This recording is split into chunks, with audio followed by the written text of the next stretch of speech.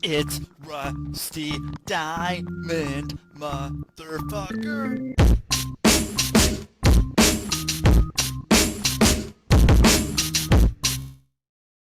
I am so happy that I get to bring that back and play that all over again. It's so good. I had a buddy, my buddy who listens. I'm not going to mention his name, but he's the returning guest. If you want to go search that, has been asking, "Hey, Rusty, where's your fucking music?"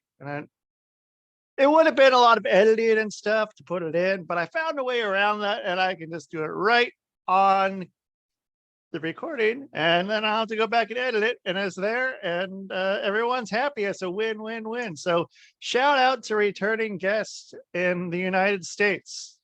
One of my listeners from the United States. So I'm in the United States too, but he's a listener from the United States. So yo man, boo Miss Rusty, boo Miss Rusty. It is Wednesday morning here in America, or wherever you may be. It might be Wednesday night. I don't know. Could still be. It's probably still not. I don't think it's anywhere. It's still Tuesday, but it's Wednesday here. Wednesday here on the East Coast of the United States. I am Rusty Diamond. This is on the Quantum Global Broadcasting Network, QGBN. And yeah, you guys, you know what? If let's see if I can get that. Your ad here. I'm taking advertising inquiries. So there might be an advertiser. So if you guys are maybe I need another one. You know, if you guys are maybe like a soda water brand, hit me up. Because I'm giving these guys nothing unless you know the top of the can what that is. But that's what I'm drinking. So anyway, today I'm here. And you know what? I have a special guest because it's a special guest kind of show. And so I'm going to bring that special guest on here, right now. The special guest today, Marie Hernandez. How you doing? I'm great. How are you? I'm pretty darn good. It's, you know, it's what happens on Wednesday. Yeah, I'm pretty sure. Yeah, it's Wednesday. It's Wednesday. I just went off on a long rant about it being Wednesday. I'm like, well, is it really Wednesday or is it Tuesday? Yeah. But it is. I have to check too. So it's the life, right? I have to check. Yeah, I usually know losing a day here. Yeah, I'll usually know around 1 or 2 o'clock when my second podcast comes on. And it's like, well, okay, so what podcast am I doing then? So then I'll know what day it is because I do those the same time every day or same time each day. Good. Tuesday, Wednesday, Thursday. At least when it's Tuesday, Wednesday, Thursday, I'll know what day it is. So, but, right, you know, right. Every day is when you're an entrepreneur of sorts. Every day is every day. That's right. There's no days off.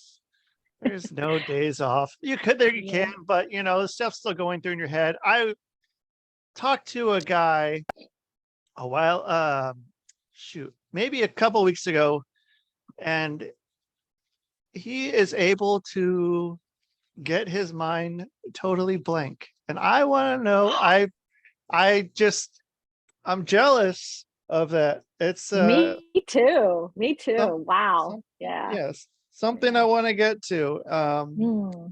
I saw Beavis and Butthead do it on TV this week. So if they can do it, I think if they can do it, anybody. There's hope for us all, right? Right. So if we can get to that spot. But in the meantime, we're out just, you know, pounding the pavement, whatever you want to call it. Just go. And I mean, so like, where did you decide, or when did you decide I'm not going to do what I'm doing? When did you leave the regular life? As they say. Good question. So probably at birth, I probably knew that I was not going to actually be a quote unquote normal human being, but grew up, of course, I got married, had my children. And so in 2015, life, as it often does, kind of threw me a curveball, and I was faced with, okay, I could go back to a normal corporate, boring, soul-sucking life, or I could create a life of my own and do it my way, which included all the struggles and everything else that came with it. So it's been since then, 2015, when I said, okay, that's the decision I made. And I said, all right, let's figure this shit out and figure out where you want to go and how you want to get there and all the struggles that come with it. Cause of course that was it too. I was 50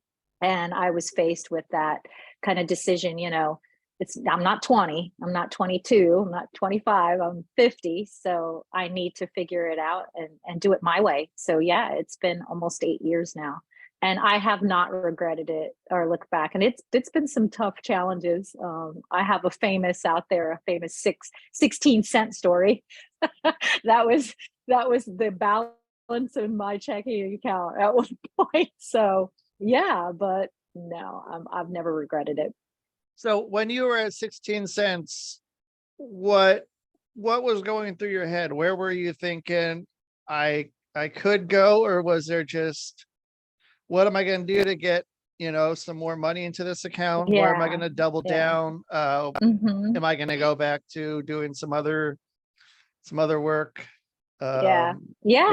I mean, that was kind of it. Like of course I went into a panic and, I of course, I panicked and I froze and oh my God, let me go back and just do anything. But I also knew that if I made those choices, I know me, and I was on a self exploration journey as well. I wanted to, I had failed at relationships and failed at certain parts of life. And I don't consider it a failure. I consider it lessons, but I had, a lot of lessons. The universe was beating my head with a ball peen hammer saying, girl, when are you going to get it already?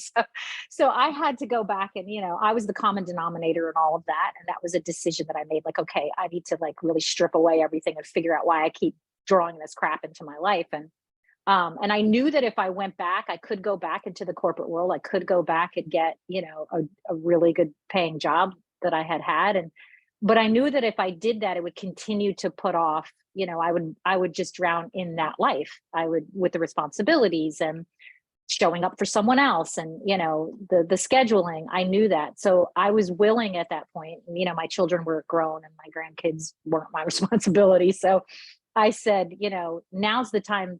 Either you're going to do it or you're not. And I'm a firm believer. For myself, I won't lie on my deathbed and say, I wish I would have, I wish, I'm not going to do that. At least that's my decision.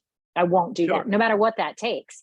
And that might be, and I realized that could take being homeless or, couch surfing or whatever it was, that was going to be the decision. And so, yeah, it was a scary decision, especially, a single woman at 50 starting over. And yes, I had family, I had my children, my grown children that I was able to go and visit. And so I had that and I was grateful for that. And that took a bit of stripping away pride too, because, I'm supposed to be mom, I'm supposed to have it all together. And here I'm starting over. And with that comes a lot of humbling and but I did it because that's what it took to decide that I deserved to do what I wanted to do and to have fun at it and to live the rest of my life the way I chose. So yeah, all of those things. How'd your kids take it? When mom said she's going to go, here's mom going a new direction in life, not the constant, stability, going out into something different. How'd they take it? Well, not as bad as you would think, because they knew me, right? I'm mom, and they knew that I didn't raise them conventionally. They, we were travelers. We were very open to different cultures and people and, walks of life. And I'd raised them that way. We're all people, just all helping each other along the path of life, regardless of where we come from or what we look like or what we believe. So they weren't surprised. They weren't surprised, actually. And my daughters especially were very proud of the fact that, like, you know what, mom, yeah, if anybody could do it, you can do it. And, let us know how we're going to support you with that. And they were pretty supportive. My sons, of course, were just like, yeah, that's mom, whatever. It's just kind of like, okay, just let us know where you are, kind of thing. So yeah, I was supported in that way, not by everybody. I wasn't, my children, yes, not by everybody in my family. They were kind of like, are you crazy? Like, what are you doing? Some of the older people in my family were like, no, you have to find somebody to take care of you, and that whole traditional thing in their minds. But now that it's worked out, of course, after the fact, they're supportive. Yeah, it's That's how really it easy to be generally- like, hey, do you remember Yeah. what you said? Do you remember saying this to me? Yeah, Um, exactly. and yeah, it's so I mean, so with those people, like did you just have to kind of brush it off, or was it like you take some of it to heart and like, well, maybe they are right, or is it just like, yeah, nah, fuck them, like I'm gonna do it. I mean, I know I got this, and I'll Yeah. show them. Right. Well, a little bit of both, because of course, as someone, as a daughter, you want your parents to support you and love you and be proud of you. But I realized that I can't please everybody. That was part of that huge growth, my own growth and my own self-worth and coming to that point. So it was sad, like it hurt a little bit. And then there's fear, like, oh my gosh, what if they're right? What if I fail? But I'm very quick at flipping things around, and I did the work. I took 3 months. I went to Italy, to Tuscany, took 3 months, very much eat, pray, love under the Tuscan sun type thing, and took Hey. that time to really dive. I found the money and did what I needed to do to find a place that was just where I could just like rehabilitate myself and dive into self-discovery and learning it and listening to myself, meditating, all those things that I needed to do to get where I needed to be. And so I was able to just say, listen, this is what I want. And if you're not on board, that's okay. And that did require me to separate myself and draw boundaries and honor those boundaries. And some people never came back into my life, and that's okay. And others did on a level that I accept. And, I still have boundaries with them. And then some embraced it all and were supportive and loving. So, it didn't go perfectly, but it went how it was supposed to. Yeah. So yeah, there was a little bit of fear, a little bit of, I'll show you, cause I'm kind of like that. And, a little bit of letting go of what didn't serve me. So, yeah. So you said earlier you had to do to get the money to live in Italy. What do you mean by that? So what I did do is, I'm one of these people. I'm the type of person that I put people on the plane before it's built, before there is a plane, so to speak. So what I did is I took a look at like what I could do right now in terms of, money on the table, or what I could sell, or, what that looked like. And, I was in Singapore in 2000. So from 2010 to 2016, I lived in Singapore. I was there with my then husband. And during that time in 2000, at the end of 2014, the beginning of 2015, I found out some news that said, okay, you're not, your life isn't what you thought it was, which threw me into this tailspin and like, okay, I have to change my life and figure it out. So it's kind of stuck there for a while. You could use the word abandoned, I guess, because I just didn't have any resources. I was there with him, and his decisions left me, alone with nothing.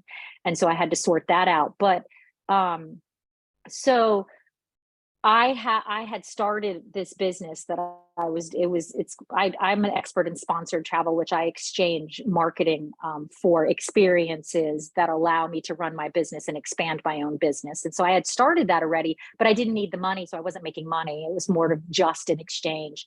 And so that was kind of, that was on the table too, where I could turn to then say, hey, how can I make money doing this? And I kind of looked at all of that. Like, what do I have? What can I sell? I didn't have a whole lot to sell, but I did have some things that I could sell. And I knew that I needed to get away. I knew that I needed to heal. And traveling for me has always been that for me. It's been a way of healing, but it's also been a way of growing and exploring. And getting to know people. And so that's what I did. I sold what left I had, which wasn't much, because, I went from having all the material things that a life gives you to literally having 2 suitcases, and that was it. And so I sold what I could sell. And then I also went back to the people that I had met over those few years while I was building this kind of small business while I was there in Singapore. And I started doing things like managing their social media, because it was digital. I could do that anywhere in the world. So I went back to what I knew. I went back to the people that I knew and that I had encountered over the years. And I was able to make enough money to sustain me. Not a lot, but enough, to buy the ticket, have enough to eat, you have a place to stay, and then work on the business and myself during it was a 3-month stint that I stayed in Tuscany, which then opened up all kinds of opportunities for me and helped me develop the business that I have now. So, it was, and again, that comes with stripping away some pride, because, you have to tell people you have to be very vulnerable and say, hey, this is the situation I'm in. How can we work together? How can I help you? Accepting the money that was offered to me, whether I thought it was enough or not, just, doing what I needed to do, to allow the growth and allow me to become who I am now. So, was there anything that, when you had your 2 suitcases, was there anything that was like, I can't sell this? Or was there anything where you kind of had debate, like, well, should I sell this? Like, does it really mean that much to me, or anything like that? Mm-hmm. Yeah. So it's funny. I was just telling my partner about this story last night. We were talking about it. So I had collected first edition Stephen King books throughout my whole life. Absolutely loved them. They were just one of those things, I was attached to. It was emotional attachment, and I sold everything else, but I had them, and I didn't want to let them go because it was just something that was emotional to me. It was an emotional attachment. I let everything else go, and I wasn't going to let that go. And so I wanted to keep them no matter where I was going in life.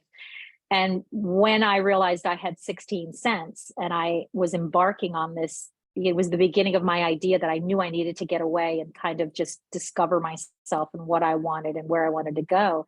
That was all I had left with all of those books. And at first I was like, no, I'm not letting everything in my life go. I'm not letting everything get stolen from me. It was stubborn and, that kind of thing. And then it just occurred to me, well, what are you willing to do to have the life that you want, to change your life and to be the person that you want to be? What are you willing to do?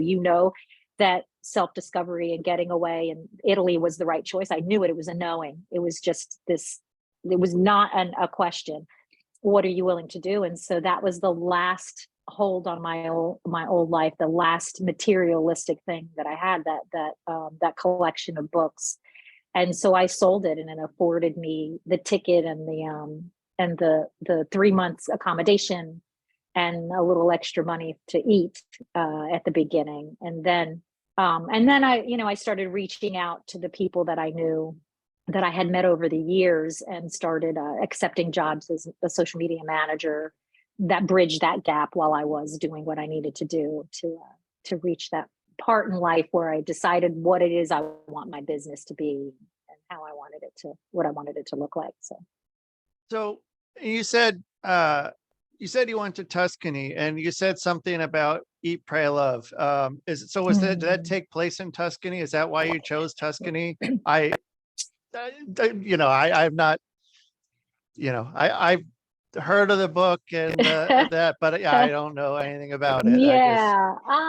Yes and no. So Tuscany was one of those choices. So my father's family's from Spain, and I was literally going to go either there, but I'm not quite sure, to be honest with you. I'm not sure how Tuscany entered into. Of course, I'd seen the movies, and they're wonderful movies, but I've seen lots of great movies about destinations, and I've traveled extensively throughout my life. So it wasn't really. I also was considering going back to Southeast Asia, Thailand. I love Thailand. And if it had not been that my children were in the US and my grandchildren, I probably would have gone to Thailand and stayed from Singapore. But I came back. So Tuscany entered, I'm not even sure how, to be honest with you. It's just, I know it was divinely divinely so. It came about. So it was between an Airbnb in Spain and Tuscany.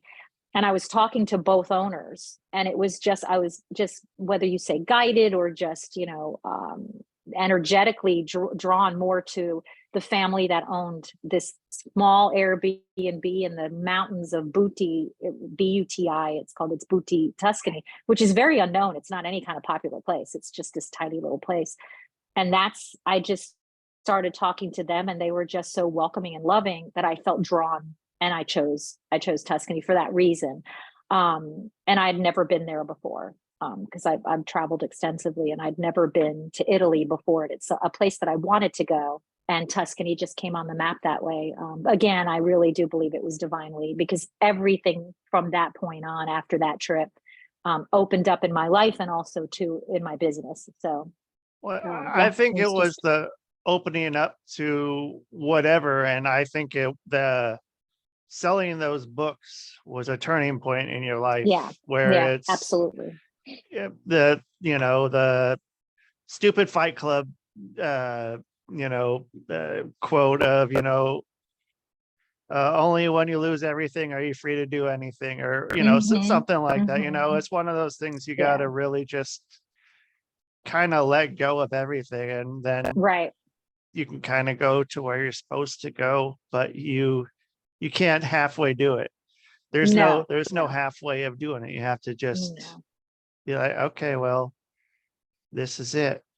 And then, so what was it about Thailand that you like so much? The people are amazing. They're very gregarious, kind. The weather, of course, everything is just the food. I'm a big foodie. I love internet. I love all kinds of food. So I had been there exclusively. Throughout Southeast Asia, what I was doing with the sponsorship is I was connecting with tourism boards, and I was meeting the directors, and they were sending me off to like review new hotels or new villas and new vacation spots. And I'd been to Thailand several times, and I'm not one that likes the touristy places. Like I'm not. I like to find literally the off the beaten track, where you're really going to immerse yourself in the culture. And so that was where I was different from at the time, I guess could have been called, if you had to give a label, I guess a travel blogger, but it was much more than that. I was developing these relationships with people so that I could, it wasn't just about talking about places that I had been. I actually have to immerse myself into it, which I'm glad I did that, because it did open up this world to me that made my business what it is now. So Thailand was just one of those places that the people were just incredible, and the deeper in that you got, or the more exclusive the island that you found, the more amazing the people were, because it's not about money for them. It's about culture. It's about family. It's about community and communication. So that's what draws me to any country and to any kind of situation. So it really touched me. And of course, I love Indonesia as well. Singapore is more of like a city. So I wasn't so attracted to it. It was just, that's where the home was. And then from there, I branched out and went to all the other countries that's in Southeast Asia. But Thailand just spoke to me that way. It was just an incredible, and of course the weather. Like I said, I love warm weather and ocean and things like that. But that was a choice I struggled with, because I wanted to just jump on a plane and go. I had connections there, and I knew people there, and I would have been able to manage it much easier because of the exchange rate. Because I was being paid in US dollars. So obviously the exchange rate was much better. So, but I knew that, I also knew that I needed to go home and reconnect with my children, because I had been away for 6 years. I mean, I came back once or twice a year, but not in the same way. So I needed to come back and reconnect. So I did do that. And then Tuscany, the ability and the opportunity to go to Tuscany came up, and it was, of course, my choice. And it was all it was all purposefully planned. So I'm glad I did that. So do you have a 3-month visa or something, like just a travel visa in Tuscany?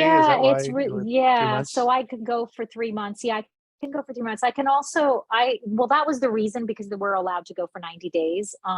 But I had been back several times. You can actually apply for longer. And because I am now considered someone who brings tourism to the country, it's easier to kind of get an extended visa up to a year.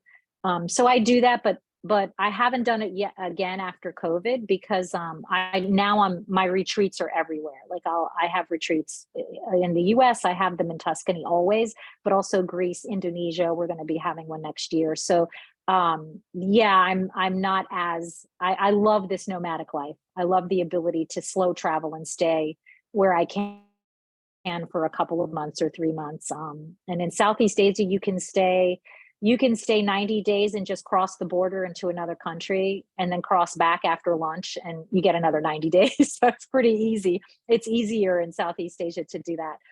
Whereas you have to leave 90 days. You know, you could go to Europe for 90 days, but you have to leave for 90 days and then come back. So it's a little bit more difficult. So I schedule my retreats and my travel that way. Okay. Yeah, because getting a visa was hard. That was a hard one to. It is difficult for Americans to get in China. Yeah, and that's just because of the politics and that kind of crap. So yeah. But I mean, and then so like, I don't know. I've been looking at Asian places for a while, and it changed a little bit. I don't know. A few years ago, the idea was to get over somewhere there, whether it be, you know, China or Taiwan or Vietnam or something like that, with a lot of production places there. And but the Thailand now, and now that, you know, Thailand is the only place in Asia that has legal weed now, may that, you know, and then with like the exchange rate too, and the warm weather has made it, you know, a pretty, you know, desirable place. And I don't know if that's gonna spike tourism, but then there's so many different places like within it. You know, it's not just you know, one area. And no, there's money. Yeah. And so I don't know. It seems like it's been like it's hard. It's like, where are you now? Right now, I'm in Florida. Okay. Right now. Yeah. How long are you in Florida for? I'm going to Tuscany. I'm running a retreat in Tuscany starting May 20th. So I'll leave here around the 18th, I think, and then I'll stay there for 10 days and I'll come back. So my travels has slowed a little bit, not in a bad way, but so I was single for 7 years purposefully. You know, you can't be to someone else what you're not to yourself. So I needed to fall in love with myself and sort all that out. So I stayed single for 7 years, and then I just recently met in my opinion, my perfect partner. So just very. You live in Florida? So he lives in Florida, yeah, but he's also free to travel. So, and he loves it. He loves traveling. He's a big surfer, so he surfs around the world. Where? So, do you go surfing anywhere? Have you gone surfing or done any? I have not, although he wants to teach me. So, yeah, I have not. But I've, of course, in my travels, you know, especially in Southeast Asia, because they have amazing beaches and surf destinations. I've run into lots of surfers, especially in Thailand. So we're heading over in December. We're heading over for 3 months. We're going to be going to Indonesia, Ubud, the Ubud area. Padang is apparently, it's near Bali. It's near Bali. It's in the mountains of Bali. And then we're going to head over to Thailand as well. So that he can surf there. He surfed, you know, in South America, but he wants to surf over in Asia. So why not? Find those places, follow those good waves as they do in Point Break. That's right. You know, not a bad life. Not a bad life at all. There's something about being close to the water. Yes. It was really different living in the middle of in landlocked states. It was odd. Like, I grew up in Oregon, and which, I mean, you can't really say as a beach, it's a coastal area, but yeah, being like, I lived in Minnesota and Utah, and it was weird. And Wow. yeah, it was different. It was just like, there's being close to the water is like, it's pretty important, I think. Hmm. Yeah. I think it's Yeah, pretty important to definitely. get somewhere close to, at least, be able to see, see some waves, Yeah. Yeah. maybe get in Yeah. there if you want, if it's not cold. Maybe you like Right. cold water, and I go don't. for it, but I don't either. I I if don't. it's not warmer than my bathtub, I don't want to get anywhere near it. And I like my bath Yeah. pretty warm. Yeah. Yeah. I So hear you. yeah, so it makes a lot of sense to, get out. And so you found a way to make it where, because I've seen this a lot with the travel bloggers, as you say. Hmm. So what they do in essence is call up hotels and go, hey, I go and I take selfies all over your property and your rooms, and I post it on this blog that a lot of other people look at. Can I stay here for free, and for how long? Is that kind of like the gist of it, what goes on? That's the gist of an influencer outside of me. I don't do that. And I think that having done this now, I'm in my 12th year, almost 13th year of doing this. And I don't begrudge anybody anything. I don't. But for me, it's all about the engagement, but it's all about the relationship that I'm building. It's never just a one-off. I don't call up and say, hey, I'll give you this kind of exposure if you give me a week in your hotel. I don't do that, because for me, it's all about every single sponsorship that I have ever had has led to a beautiful relationship in which my business expands. And so where I'm different than an influencer is I offer a marketing package, which consists of before, during, and after my stay. And I give that exposure, but my audience knows that I've been there. I won't promote something that I haven't experienced. I won't offer anything that I'm not involved in. So what's happened as a beautiful result of this is that it's set kind of like a precedence in the industry, where sponsors are getting tired of influencers who are kind of like just that selfie and that's it. Because what was happening for a while was, and I do not begrudge anybody I don't. And I don't want to sound like I'm putting anybody down or that it doesn't work. It can work. But for me, the relationship extends farther. Like, I like to bring a retreat group to these places. I like to promote so that people are coming out throughout the year. And it's a metric that I can follow, and I know that I'm giving them more than just that on-site kind of, exposure. Here I am, you should come too. So, but a lot of those sponsors are telling me now that the ROI isn't beneficial for them, because it's kind of, if you're a beautiful girl and you're in a bikini and you're on, on a bed in a room in the most beautiful suite, nobody's looking at the suite, they're looking at you, and that's okay, but that's not going to help the hotel down the line. And those so likes aren't they're getting being bookings. right. And so it is great exposure for the person, for the influencer, but it's harder to measure metrics to see if any of those people who are liking the photo are engaged enough to come and visit. So what I do is I build a relationship. Yes, I take selfies, but I build a relationship, and I talk about the property. I talk about the owner, why that owner chose to do what they did, the emotions behind it, the connection, their life. Like, it's so much more involved, and it's never just a one-off. It's always a continued relationship. So everything I do is purposeful. So I bring retreats and bring groups of people. So I won't choose a place just because it's popular. You will not see me at the Leaning Tower of Pisa. I don't go to the Leaning Tower. But what I will do is go to a beautiful, one of those pictures. Yeah, and again, those are great, and I've seen it. It's a beautiful structure. It's an amazing architectural design. Oh my gosh, it's amazing. But what I do is I get to know the owner. of a beautiful luxury villa in the countryside of Tuscany, who probably does not have the PR dollars to hire a big PR firm to get people in. So me getting to know them, taking a cooking class with them, sitting and having a glass of wine and filming it, really talking to them and getting to know them and finding the why behind their business and why they love doing what they love, that exposure connects people, that on an emotional level. So it also expands the brand of others. So I primarily my clients are coaches, are digital business owners themselves, experts in their own field.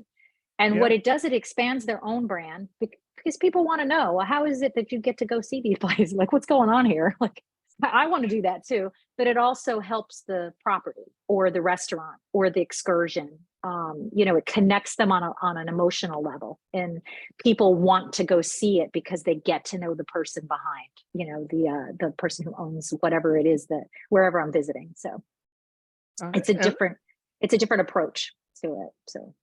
So then this is kind of a hard one I ask with a lot of people who are creators and entrepreneurs, and it can go kind of a lot of different ways. Where are you with ChatGPT and other AI stuff that can do your job, and what can't it do? And because it's soul crushing for some of the stuff I've done. And I don't know, I kind of like to, and it's a hard realization too. And I don't know, it's one of those things I just kind of like to see how, if people are how they can use it to assist them, or how it can, or what you do that gives it that human touch that AI can't quite replicate yet. Right. So I'm one of these people that I think I love the idea of genius. And I think ChatGPT is genius for the small things. Like, it helps me. I use it every day. And the more you use it, the more it becomes in tune with who you are. And it gets better every day. And I do pay for the upgraded version that allows me a little $20, bit more, yeah. Or 40. The reason why is, yes, I think it's 20 right now. I got in very early. So I think now it's 40, but it's 20, I think. Okay.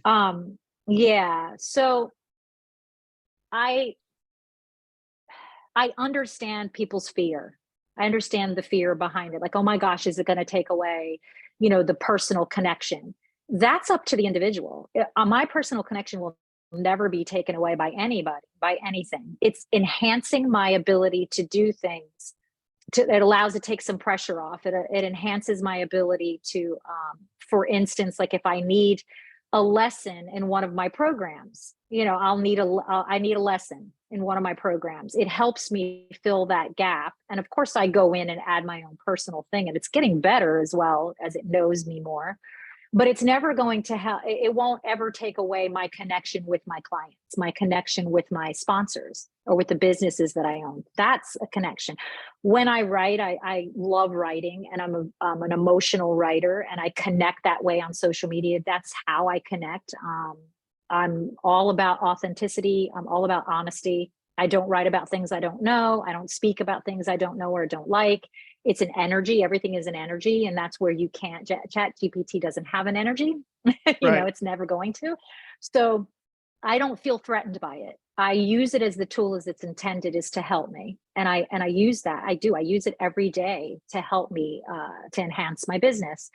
When I write from my soul, that's an energy that comes across, and that I have not noticed that in any way it's hindered me in that way. I stick to what I love and what I know and what I do and the connections that I make with people. And I use it to enhance, as a tool to enhance and make my life a little bit easier. And I think that's what it's intended to do. So, yeah. Yeah. I mean, there's definitely some parts where it's stuff that, I don't know anything about, where I'd have to spend a lot of time or a lot of money. It kind of makes the single person entrepreneur have an easier time, not having Right. to outsource, Mhm. something, whether it be, you know, like even, just, writing descriptions for my Right. podcast or, Right. Right. um, coming up with some pictures too. Even I'm like the picture thing is an interesting one. Art is art's an interesting one, especially how much it's getting. I mean, like, and I've said, like there's, I don't know, I don't like bringing my camera out in a lot of places, unless it's something that I really can't see anywhere. Like going back to the Leaning Tower of Pisa, I can easily superimpose myself into a picture doing the same Right. thing, but Right. I don't want to be the 1600th person standing there with my phone, having someone do the Right. same thing. I want to be there experiencing the thing. At so Mhm. at Paisley Park in Minneapolis, where Prince did all his stuff. There's no cameras allowed in there at all, no phones allowed in there at all, Mhm. and it's a different kind of experience. And so, I mean, there's there's a lot of places where photos and videos have been taken so much it doesn't matter. And I mean, it's getting to those places that are Mhm. kind of away and off the beaten path that Right. don't have the the photography of it yet, or the video of it very much, where you can actually get something that can't be replicated by ChatGPT Right. yet, because there's so Right. much stuff on there that it can pull from immediately. These are Right. places off the beaten path where once you do it, then people can start doing it, but you'll have already done it. So then Right. people can start, ripping from ChatGPT of your stuff, but they're ripping your stuff. So at least Mhm. it's that way. But Right. yeah, I mean, it's is an interesting thing with all of it. And I mean, so where do you see it going in the next 10 years? Kind of, I don't know, not like a 10-year plan, but where do you see the travel business, and what are people going to be traveling for? Are they traveling, are people traveling for experience? Seems like that seems to be the thing more people are wanting to do, is more for the experience, which just benefits you, Right. um, Right. Yeah. as opposed to just going for stuff. People paying for experiences don't own anything and be happy is kind Mhm. of, I think, where it's going to go. What about you? Where do you think?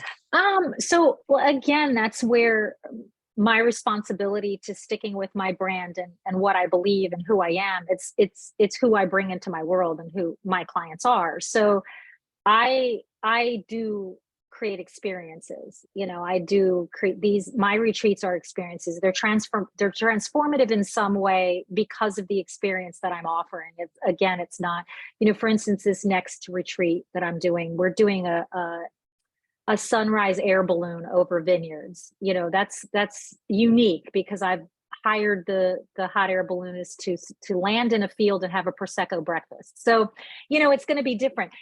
Anybody could go to a travel agent, or you can go to the tour guides. There's tons of tour places, tour apps that you can go. Mine is different because I'm bringing a group of people who then end up developing relationships and are friends for years after. That's my goal, to connect people through experiences. So as long as I stay true to that, I will never be out of business, because that's my goal. That's who I am, and it's an energy I'm bringing, and an experience that I'm offering. And it's funny because after every retreat, at least one of the participants hires me to put another experience together for a group of their friends, and then they go on it as well. So I see that it's very sustainable because it's an experiential thing. They're experiencing not just a beautiful place, but they're experiencing the food, the culture, the camaraderie of being there first with about strangers. Usually if they start off as strangers and then they become really good friends. So that's where I see my business, going and continuing to grow. You're right. Anybody could go to a travel agent and buy a ticket to go see the Coliseum. Absolutely, you can. But you're not going to ever be able to buy a ticket and build a relationship. That comes with just an experience. And so I think that's the separation in, what these retreats that I do put together. That's where that goes. My other business obviously is the teaching of this, because people have an idea, oh, I want to be in the travel industry, and yes, you could be a travel agent, but I coach people how to use their own emotions and what they love in a niche that draws people to them for their experience. So because people buy what they buy results, right?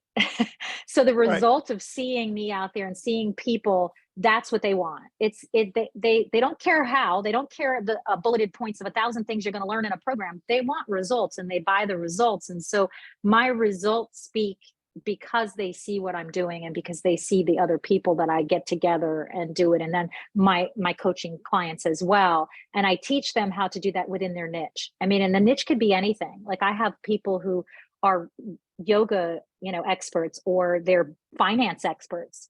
And they then, of course, who doesn't want to travel? If you could take a group of people who are mathematical geniuses to Tuscany or to Greece or to, South America, and have an experience, their niches, their experiences, because they love the same thing, and then they're connecting in that way and experiencing something unique. So it doesn't necessarily have to be, but that's, for me, that's where my business is going, and it's completely sustainable. And I don't think any like you mentioned with ChatGPT with the photos and stuff, I don't use it for that at all, and I never will, because my experience in that setting of a picture, a selfie, or whatever I'm taking, the energy bleeds through, and you can't duplicate that on ChatGPT. So I do not use it for that reason. That's where I separate it. I'll use it to help me with tools, to descriptions, like you said, or things like the outlines. But photos, I won't, because that comes from here. You're in that photo, and there's an energy in there, and there's that love of what you're doing, and so that can't be duplicated. So yeah, like I said, my business is all about the experience and all about what you can take away and relationships that you can build. And it happens to be through travel, which is my passion. So I have one last thing. Have you had any, and you go back to the Eat, Pray, Love, have you had any relationships come about, not you, but like other people in your group that end up finding each other and ending up romantically linked? Has that happened? Yes, definitely. Yes, absolutely. Yes. So many of the people that come with me on retreat or that are in my world are obviously digital. They travel. And so yes, a lot of them will go. A few have gone to Italy and met a significant other there. But most of the people in my world are very open to, and I was too. Like I never had I have to meet somebody in this location or not. I just happened to meet somebody while I was here in Florida working, and I happened to meet him. So yeah, it's a lot of people, a lot of the women and men that I know have met their significant other overseas, and either stayed, or the significant other came along with them wherever they landed. So yes, it happens very often. It's not a bad deal, you guys, if you're listening here. So if people are looking to find you and they want to get in on this, how are they going to get a hold of you? Yeah. Oh my goodness. I'm on Facebook, all over Facebook is my main source for my business. I just happen to be one of those authentic people. So everything's organic. I strive for that. I'm on all social media, TikTok and Instagram, under Seriously Travel. You'll also see Marie Hernandez coaching. It's one and the same. So if you put Seriously Travel, I'll pop up there. And then my personal, I do a lot of things on my personal Facebook. I'm on LinkedIn as well.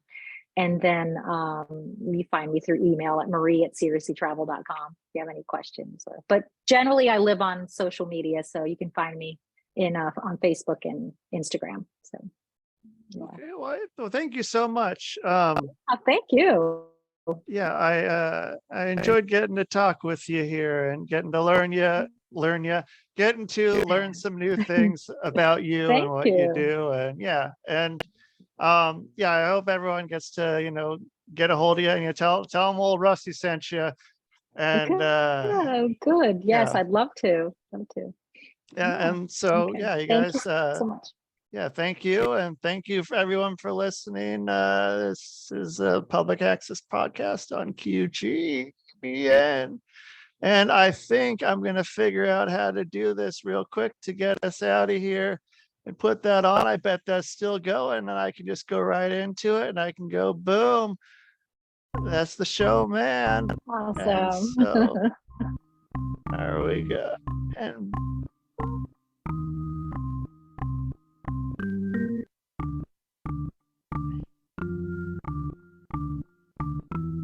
It's Rusty Diamond, motherfucker.